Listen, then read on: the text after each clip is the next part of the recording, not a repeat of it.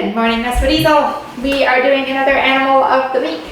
And I think the last couple of animals we've done have been pretty cute ones, so I thought I would do kind of a tougher one this time. So this week our animal is going to be the scorpion. And just like we had the emperor penguin a couple weeks back, this week we have the emperor scorpion, if you want to get specific. Mostly though, all scorpions have bodies that look fairly similar, so yeah, let's get started. You should have only a couple of these left. So you have your animal of the week paper. If you don't, that's fine. Use a different piece of paper. I think this week I would probably do it landscape, so lengthwise like this. I'm just going to keep my board upright because it's a little easier for me to draw and it won't fall on me this way. So yeah, I would suggest doing it a landscape. I'm going to be doing mine portrait style though, so it doesn't fall on me. You should have your pencil because we definitely don't want to do it in pen. You also want an eraser because we are going to be erasing quite a few lines this week. I am going to be distracted because the newest addition to my house is a little kitten named Bobble. And he's very sweet, but he's also very pointy and he keeps on sinking his claws into my feet. So sorry if I yelp, that's what's happening. Okay, Bobble, you be good. Okie dokie. So for our scorpion, let me just look at a photo of one. Okay, so the first thing we're going to do for our scorpion is we're going to draw ourselves a nice oval. And it's going to be a bit of a diagonal oval. So I'm going to go like that. You know what? I'm just going to move mine over a little bit because I need to have room for the pincers. I don't know if any of you have ever seen a scorpion. I've been lucky enough to have a couple different scorpion experiences. One, I used to work at something called a bug zoo. If we ever go to Victoria together, I'll take you there. And at the bug zoo, I used to have a bunch of tarantulas and scorpions and stick bugs and all sorts of animals that I would pass around and let people hold. And there was a really friendly little scorpion there. Usually though, I would not recommend picking up scorpions. This one was hand-trained. But really interesting animals. Okay. Sorry, so first thing we're going to do is we're going to do an oval on a bit of an angle like that. And there we go. And don't make it take up your whole page, but also don't make it itty bitty because you want to be able to add all these details in. Okay, so the next thing we're going to do with our oval is we're going to draw some lines just to kind of give a sense. For one thing, at the very front, we're going, actually before we draw our lines, we're going to draw his mouth. So even though it's on an angle, you're basically going to find the middle point here and you're going to just bring this in. Boop. Like that. You don't need to do the dotted lines though. Scorpions, they don't have mouths like us that go like this. They have mandibles that actually, so their jaws go side to side instead. A lot of insects do. Even if you look at ants, you'll see that they have little mandibles as well. Okay, so now we know which is the front end and which is the back end. This is the head. Not much of a mouth right now, but we will add more later. Then I'm going to add some segments. So I'm going to add some segments because scorpions are arthropods, which means that they are animals that, instead of having their skeletons on the inside of their body like us, arthropods have exoskeletons. We'll write that later on. So exo, meaning outside, skeleton. So their skeletons are actually on the outside of their body. So to have joints to be able to move, because if not, they'd be stuck stiff. To enable to have joints, they actually have to have their bodies stuck into different portions or segments. And you can see this if you have a magnifying glass and you look at an ant, you'll see the little segments on his body. So insects are the same way. Same with millipedes and centipedes. All of those animals also have these segments. So in this case, our scorpion is going to have his segments. And I'm just going to change the angle of my lines here so it looks a little bit better. There we go.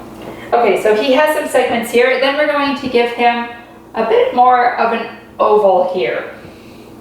And then I'm actually going to keep on drawing segments. Segment, segment, segment. So see, I'm just drawing kind of like little half ovals on top of themselves. And you can see what this is shaping up to. This is shaping up to be his tail. So I'm going to follow a line that looks like this, and you might want to draw yourself a nice light line. I'm going to have it come and arch over his body like that. So that's what I'm doing because just the way the eraser works here, I'm going to just erase this now and remember what that line was that I was following.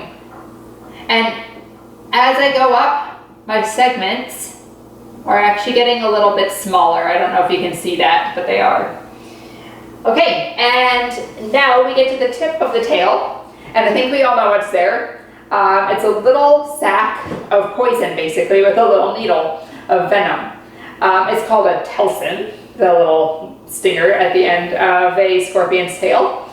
And depending on the type of scorpion, these telsons can hold some very, very strong venom. So let's draw it.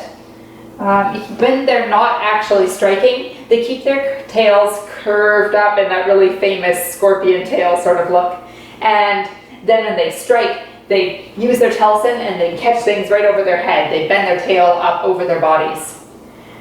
So I'm going to draw his little telson, and it's going to be curved in like this. There we go. Give myself a nice point. Cool. So that's the first part, and already, even just looking at it like this, it already looks quite a lot like a scorpion, doesn't it? But we'll add in the rest of the body parts and make it even look more scorpionish. The next thing I'm going to add are the pinchers, another very famous thing about scorpions. So we're going to do his front leg.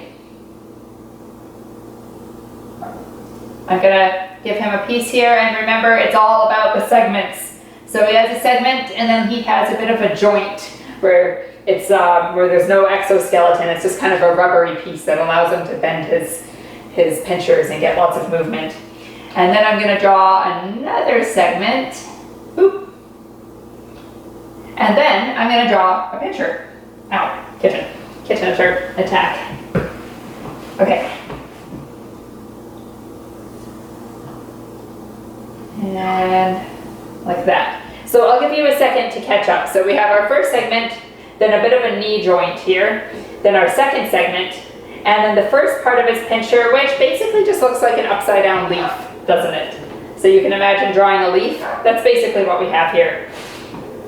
And then we can draw the second half of his pincher just coming out behind it, which basically looks like another leaf. So the interesting thing about pinchers is, about pinchers and about scorpions is, cat, you can tell me. You can tell them too.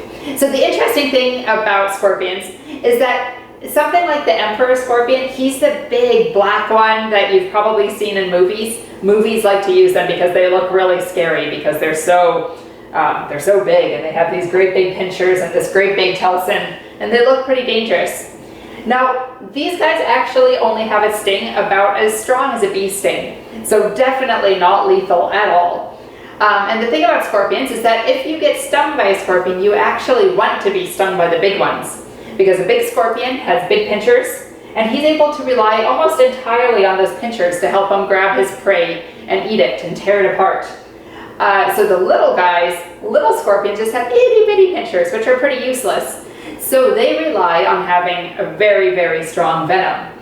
When I was living in Africa, I actually got stung by a scorpion, and I got stung by one of those little ones, and that was like 16 hours of excruciating pain. It was very bad. I had to walk around with frozen peas on my leg for the whole day, and if I didn't, I couldn't even move. It was so bad. Okay, the kitten's being a brat. I'm going to go put him away. I'll be back in just 1 second.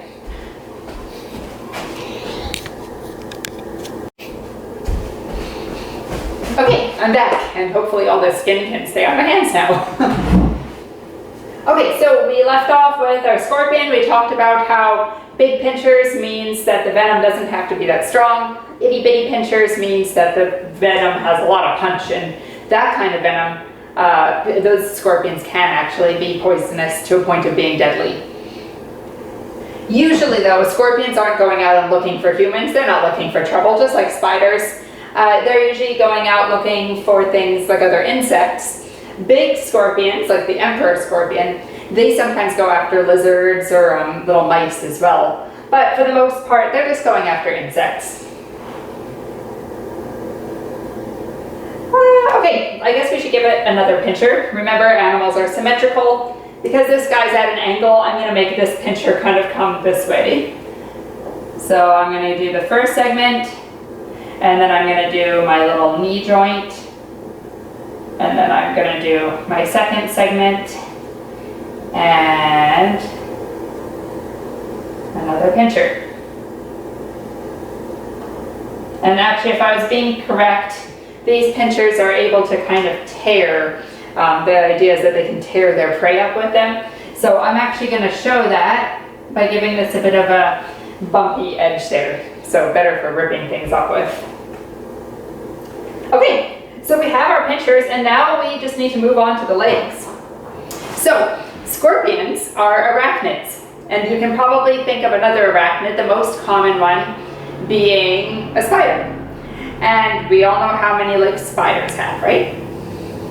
Yeah, they have 8. So they have 4 on either side, and all arachnids actually do have those 8 legs.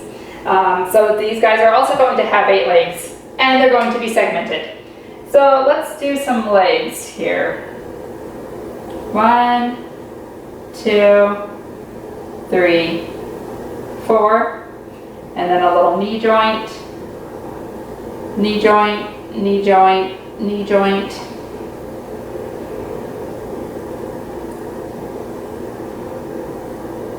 And I guess this would be like the forearm. Okay, so see what I've done here? I first started off with 1, 2, 3, 4 of the top part of the leg. And then I bent down and I did knee joint, knee joint, knee joint, knee joint. And then I did forearm, forearm, forearm, forearm. And then lastly, I'm just going to give a little bit of a foot. And it's so cool the way these animals are built. If you have looked at any sort of insect before, really closely, like an ant or any sort of beetle, you'll see these segments that they have. So even though they're small animals, you are still able to see all of the segments. Okay, these legs are going to be a little bit trickier just because our scorpion is standing up here and his other legs are going to be kind of behind him. So I don't think we'll end up drawing all of them. We'll do the first leg here. So remember, first, second, third, and then the foot. So there's one.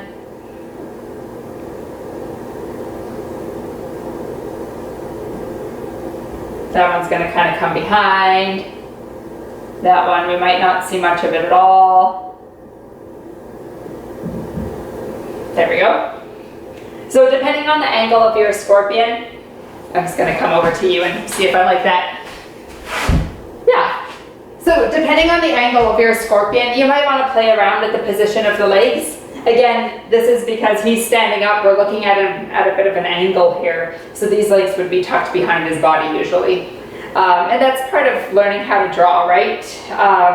It's just figuring out how to position things, and every time you do a drawing, yours is going to look different than mine, but don't worry about it because mine's not perfect either. And this is a neat way for us to experiment. Okay, so we've done that. Let's add a few more little details. As I mentioned, this guy has some mandibles here, so his little mouth parts. I'm just going to draw one kind of coming out that way and one coming out that way, and underneath here there'd be an opening, and that's where he's going to put the food into his mouth.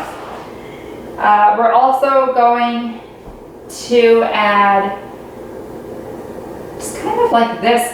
They don't actually have well-developed eyes, but they are able to sense black and white, and they do have eyes up here on the top of their heads. So you can add a little spot for eyes there, but definitely they don't have any big defined googly eyes. Another thing that they have is they actually have little hairs all over their pinchers and their tail, and the reason why they have that, actually their legs as well, and their bellies, and the reason why they have all of those little hairs there is because they don't have very good eyesight. So a lot of the senses that they use have to do with vibrations. So they use those hairs to feel where they're going. They use them to feel changes in air pressure, to know if something's walking by. They can feel vibrations in the ground. Same thing, to feel if any little animals are coming near. So these guys are very sensitive with all of these little hairs that they have all over.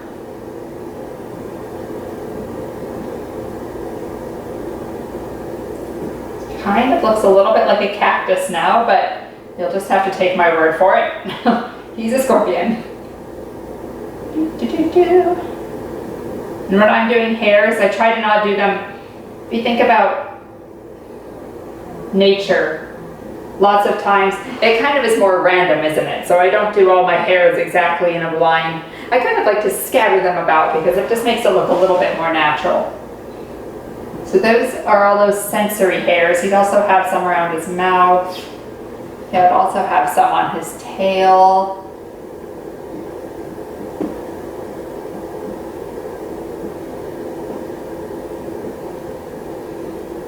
Now, one really neat thing about their exoskeletons, like I said, the emperor scorpions are black. They're dark, dark, dark black.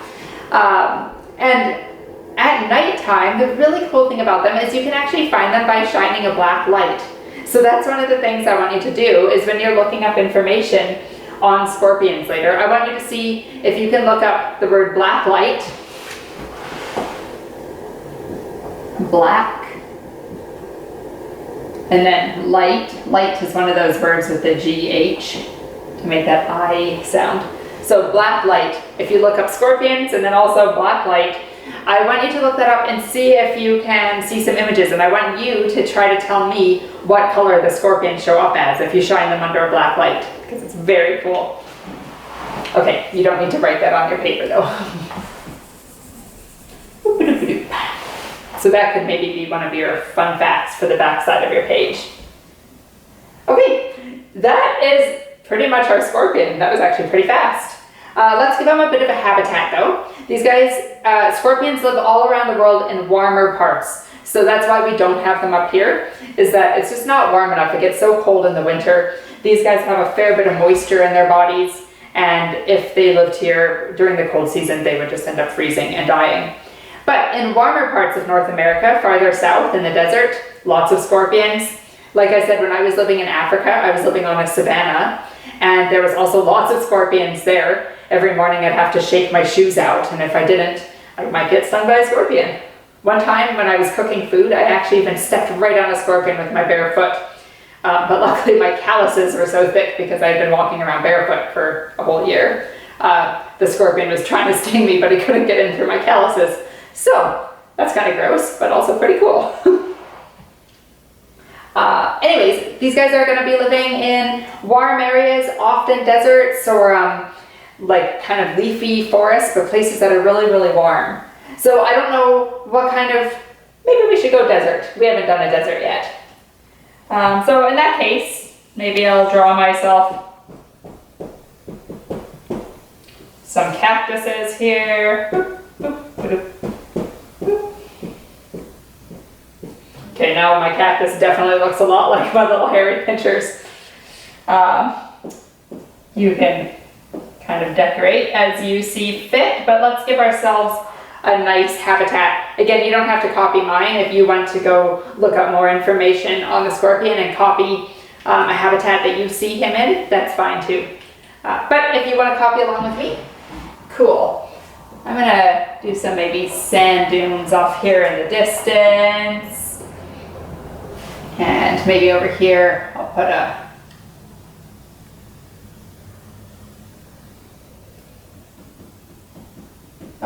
cactus.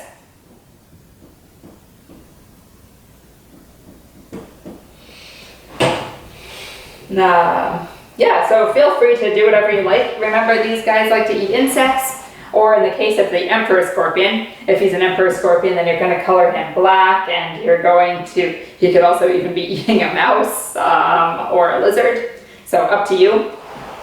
And these guys are usually nocturnal, so they like to come out at night. So instead of putting a sun up here, even though it's the desert, I'm actually going to put a moon, just to show that he's nocturnal and he's coming out at night. Maybe some stars.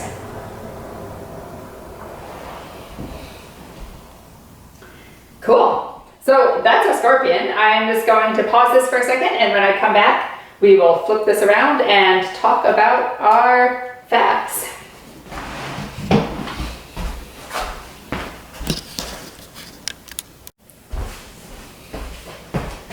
Okay, back again. So I flipped my paper, or my whiteboard, around, and now we can just fill out the backside. So this week's animal is the scorpion. And it is spelt pretty much how it sounds. Scorpion.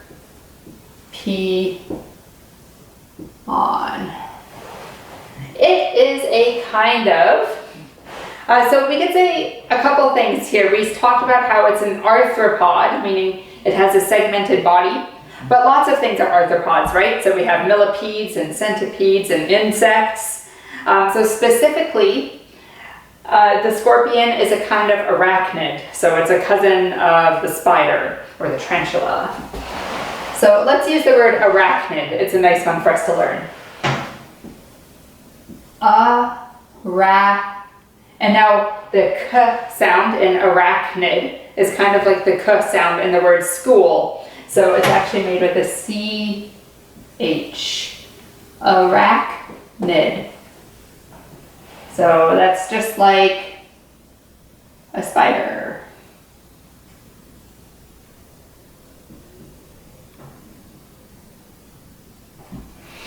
That was not my finest spider drawing. Maybe we need to do a spider one of these days. The carrier name, again, I'm not sure if this would have a carrier name because we don't actually have them around here. So for now, we can just leave that blank. If you find out that I'm wrong, please let me know. Okay, habitat. Let's say, because they do live all over the world, different kinds of scorpions live in different places, but the one thing all those places have in common is that they usually like to live in warm places. So we'll say deserts and other warm places. I think that probably works.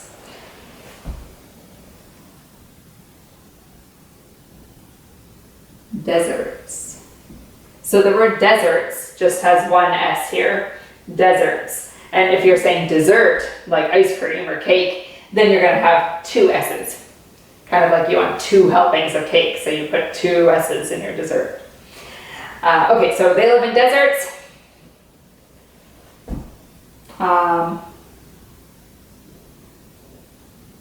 And we'll just put a comma there. Oops. Warm places.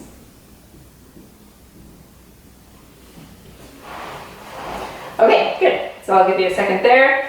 Deserts and other warm places. Where I was living in Africa, we had lots of scorpions. Definitely wasn't, it wasn't a desert, but it did get very, very hot there, and it never got cold enough to really freeze the ground and therefore freeze these scorpions, who just like to burrow into little holes to hide at night, or I mean to hide during the daytime. So for food, mostly they eat insects, and if you want to make yours an emperor scorpion, then they also eat mice and lizards. So I'll just write all those words up here, and you're welcome to write them all down. For sure though, all of these scorpions are eating insects. And if you're doing an emperor scorpion, maybe I'll put the word emperor up here too. So you can go onto the internet and decide which scorpion you want to do. If you're doing an emperor scorpion, your emperor is just like when we did the penguin. E-M-P-E-R-O-R.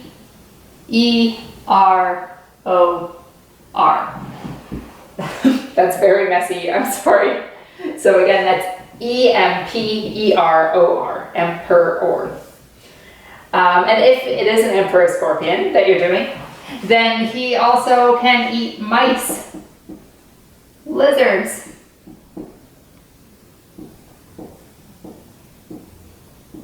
and I'm just separating all those things with commas. Okay, finally, we're going to talk adaptations.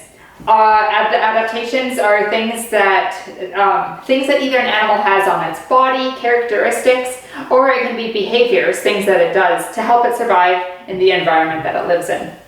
So in the case of a scorpion, they have many very cool adaptations. The first thing they have, do you remember what it was called? The little sac of poison, the stinger that they have at the end of their tail? So it's the T, it's a telson. So telsons for stinging prey. Another thing that they have is, exactly, they have pinchers. Pincers. And that's for grabbing their prey. So that's kind of the relation, is because they are such good hunters, a lot of their adaptations have to do with being able to catch their prey. So if they have big pinchers, remember, then they don't need a lot of poison because they've already caught their prey and they can just rip it apart and shove it in their mouths. But itty bitty pinchers means that they're pretty useless. That's when they're going to have a lot of strong venom. Pinchers. You could probably tell what that's for. If you want to say pinchers for ripping up food, that's fine. I'm just going to leave it like that for now. And let's see.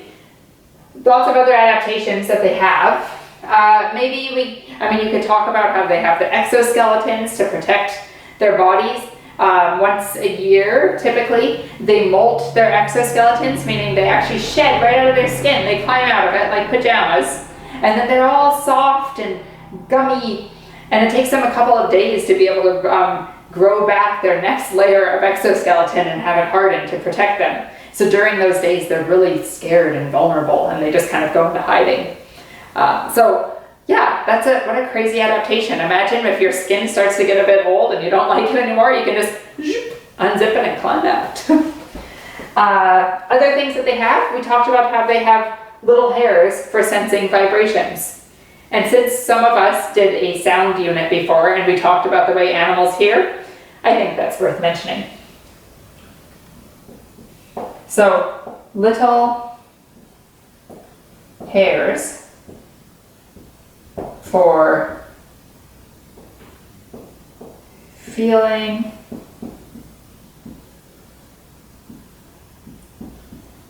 vibrations.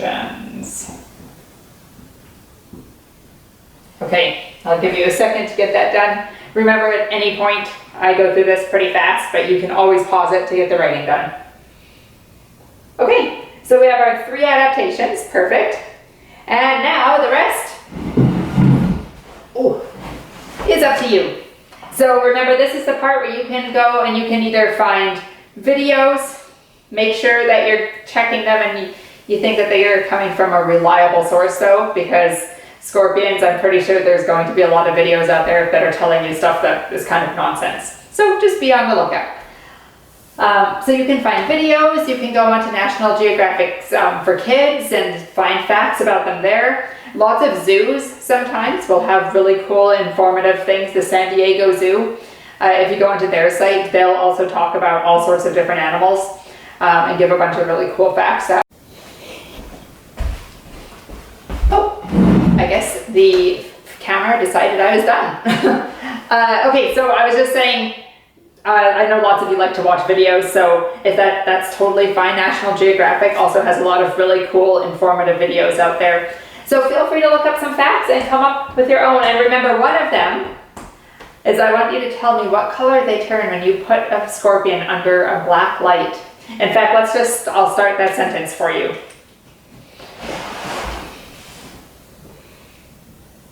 Under a black light,